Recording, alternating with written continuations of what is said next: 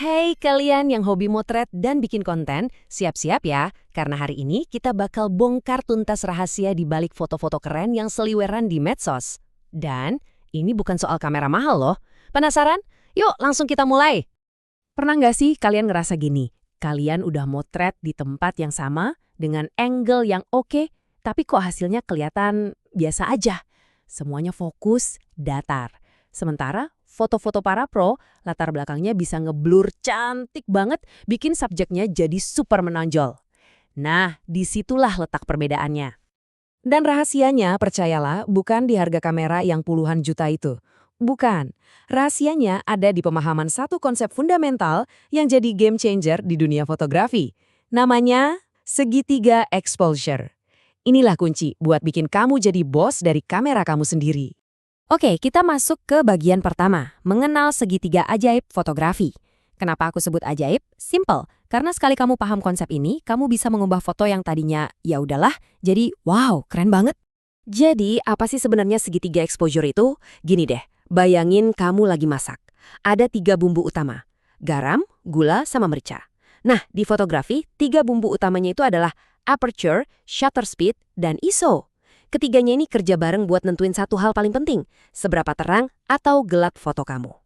Nah, 3 jagoan inilah yang bakal kita kenalan satu persatu. Pertama, ada aperture, si pengatur bukaan lensa. Terus, ada shutter speed, si pengendali kecepatan. Dan yang terakhir, ISO, si penyelamat di kegelapan. Masing-masing punya kekuatan supernya sendiri loh. Oke, kita mulai dari yang pertama, si aperture. Kalau kamu ngejar-ngejar foto dengan latar belakang blur yang estetik, itu yang sering disebut bokeh, nah inilah jagoannya, ini kuncinya. Gampangnya gini, aperture itu kayak pupil mata kita. Kalau di tempat gelap, pupil kita kan membesar biar lebih banyak cahaya masuk. Kalau terang, pupilnya mengecil. Nah, aperture di lensa kamera itu kerjanya persis kayak gitu. Makin besar bukaannya, makin banyak cahaya yang bisa dilihat kamera. Nah, disinilah bagian yang suka bikin pusing pemula. Angka-angkanya itu kebalik. Jadi dengerin baik-baik ya. Angka f-stop yang kecil, misalnya f per 1,8, itu artinya bukaannya justru besar. Efeknya, cahaya masuk banyak dan, walah, latar belakang jadi blur cantik. Sebaliknya, angka f-stop besar, kayak f per 16, artinya bukaannya malah kecil. Hasilnya, semua pemandangan dari depan sampai belakang jadi super tajam. Terus, kapan pakainya? Gampang, kamu mau foto orang atau produk yang fokusnya cuma ke subjek utama, pakai angka kecil. Misalnya f per 1,8 sampai f per 4, biar belakangnya blur. Tapi kalau kamu lagi jalan-jalan, foto pemandangan, gunung, atau pantai, dan pengen semuanya kelihatan jelas, nah baru deh pakai angka besar, kayak f per 8 atau f per 16. Sip, aperture udah, sekarang kita geser ke sudut kedua dari segitiga kita, shutter speed.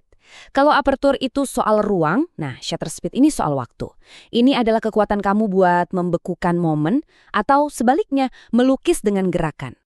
Jadi, shutter speed itu apa? Anggap aja sensor kamera kamu itu punya kelopak mata. Nah, shutter speed itu seberapa lama kelopak mata itu kebuka. Bisa kedip cepet banget, kayak 1/1000 detik. Atau bisa juga melek lama banget, sampai beberapa detik. Simpel kan? Dan efeknya itu beda banget. Lihat deh, kalau kamu pakai shutter speed yang super cepat, misalnya 1/1000 detik, kamu bisa membekukan aksi. Kayak tetesan air yang berhenti di udara, keren kan? Sebaliknya, kalau kamu pakai shutter speed lambat, sekitar 1 detik atau lebih, kamera bakal merekam jejak gerakan, menciptakan efek blur artistik yang sering disebut motion blur. Jadi, kapan pakainya? Gini, mau foto temen lagi loncat, motret pertandingan olahraga, atau burung yang lagi terbang, pakai shutter cepat, dijamin beku gerakannya. Tapi, kalau kamu mau bikin foto air terjun yang airnya kelihatan halus kayak sutra, atau foto lampu mobil di malam hari yang jadi garis-garis cahaya panjang, nah, itu saatnya pakai shutter lambat. Oh ya, satu tips penting. Kalau pakai shutter lambat, wajib pakai tripod. Kalau nggak, fotonya pasti goyang. Oke, sudut terakhir dari segitiga kita, ISO. Anggap aja ini adalah senjata rahasia kamu pas lagi motret di tempat yang remang-remang atau gelap. ISO itu pada dasarnya adalah cara kita memaksa sensor kamera biar jadi lebih peka sama cahaya. Kayak kita naikin volume suara biar kedengeran lebih jelas di tempat berisik. Semakin tinggi angka ISO-nya, semakin sensitif sensornya, dan foto kamu jadi makin terang secara digital.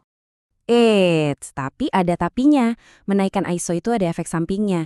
Kalau kamu pakai ISO rendah, kayak 100 atau 200, hasil fotonya bakal super bersih dan mulus.